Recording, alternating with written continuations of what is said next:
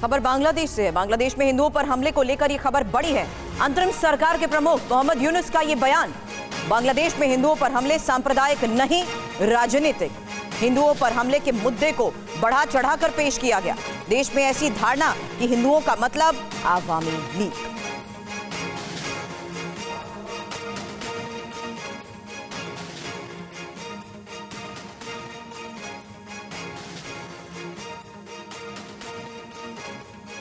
और हिंदुओं पर हमले को लेकर यूनुस की सफाई सामने आई। हिंदुओं पर हमले सांप्रदायिक नहीं, राजनीतिक हैं। हिंदुओं पर हमले के मुद्दे को बढ़ा चढ़ाकर पेश किया गया।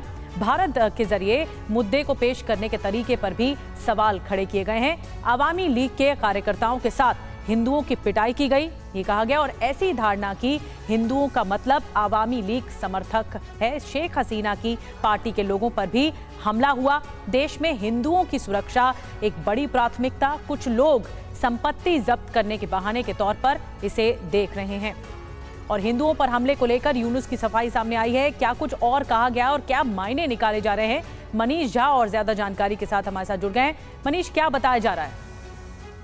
देखिए निधि, सबसे अफसोसनाक बात तो ये है कि किसी भी व्यक्ति पर अगर हमला हो और उसको अगर हेड ऑफ स्टेट जस्टिफाई कि इसका क्योंकि हिंदू अवामी लीग समर्थक हैं और इसी पर हमला हो रहा है, तो इससे निंदनीय और कुछ हो नहीं सकता है। लेकिन चूंकि बांग्लादेश से अंतरिम सरकार के मुखिया मोहम्मद यूनुस पर जब लगातार ये सवाल उठ रहे हैं कि 5 अगस्त के बाद से बांग्लादेश में मौजूद जी तो उनके लिए अलग अलग रीजन दे रहे हैं।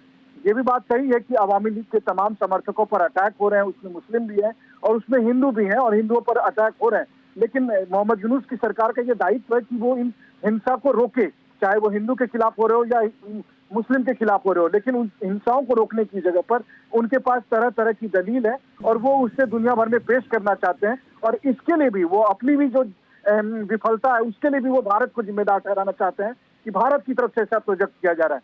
जबकि हकीकत यह है कि शेख हसीना के गद्दी छोड़ने के बाद से 5 अगस्त से लेकर आज 6 सितंबर के बीच 1 महीने के अंदर बांग्लादेश में हिंसाओं का जो दौर है वो थम नहीं रहा है। और इस पर जब सवाल उठ रहे हैं तो मोहम्मद यूनुस और उनकी सरकार तरह तरह के बहाने बना रही है। बिल्कुल, तो अपनी साख बचाने के लिए एक तरह से कोशिश हो रही है कि जो हिंदुओं पर हमले हो रहे हैं वो सांप्रदायिक नहीं है, वो दरअसल राजनीतिक हैं। और इस पूरे मामले पर प्रत्यक्ष को प्रमाण क्या, ये पूरी दुनिया ने देखा कि बांग्लादेश में किस तरह से हिंदुओं पर लगातार हमले हुए। लेकिन मोहम्मद यूनुस की इस तरह सफाई सामने आई। शुक्रिया आपका मनीष, जानकारी देने के लिए।